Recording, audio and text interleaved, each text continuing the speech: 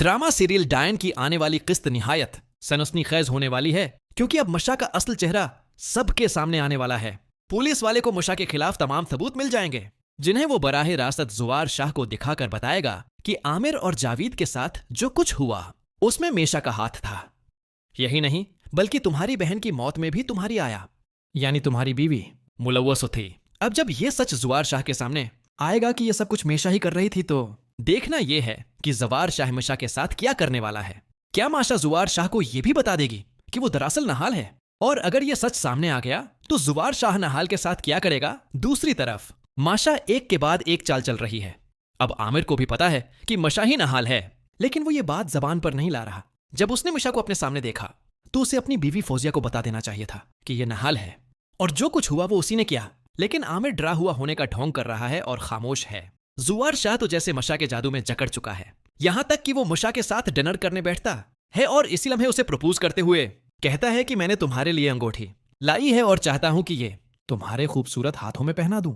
वो ऐलान करता है कि वो बहुत जल्द मशा से शादी करेगा और पूरी जायदाद उसके नाम कर देगा। हैरत की बात यह है कि शबाब बरसों से उसके साथ है, लेकिन जवार ने उसे एक पैसा भी नहीं दिया, जबकि मशा को चंद महीनों में सब कुछ देने पर तुल गया है। माशा भी दिल ही दिल में कहती है कि जवार शाह जायदाद मेरे नाम कर दो, फिर देखना मैं तुम्हें कैसे उस महल से बाहर फेंकती हूं। इधर शबाब घर के बाहर बैठी इंतजार कर रही है कि कब उसका शवहर इस अजनबी लड़की के साथ वापस आए ताकि वो उसे आईना दिखा सके।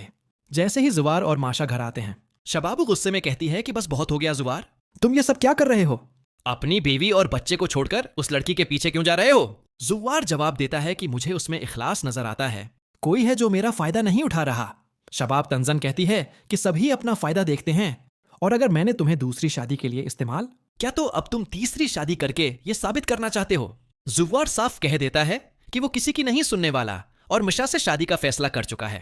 मुशा भी शबाब को लिलकारती है कि अब तुम्हारी हकीकत सबके सामने लाऊंगी, क्योंकि मोहब्बत की पट्टी आंखों पर बंधी हो तो इंसान सिर्फ वही देखता है जो दिखाया जाए।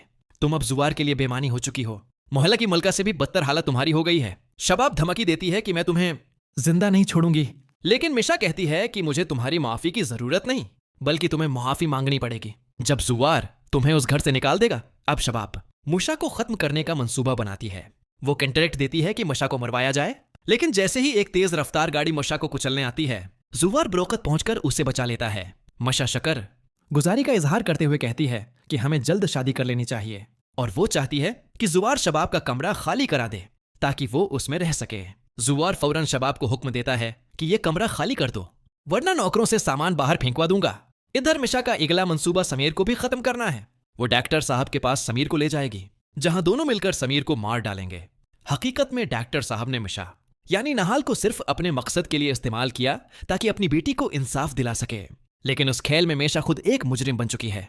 अब पुलिस को होटल की फुटेज से पता चल सकता है कि जावीद से मुलाकात मशा ने ही की थी और वो तमाम जराइम में मुलव्वस है। ये सुनकर जुवार शाह टूट कर रह जाएगा, लेकिन मशा कहेगी कि अब जायदाद उसके नाम है। सच सामने आने से कोई फर्क नहीं पड़ता।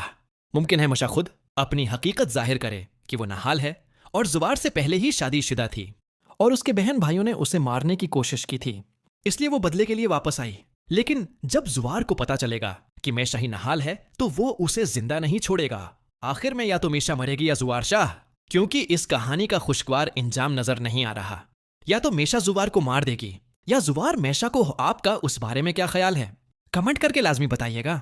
अगर आप लोग मेरे चैनल पर नए हैं तो उसको सब्सक्राइब करना बिल्कुल ना भूलिएगा।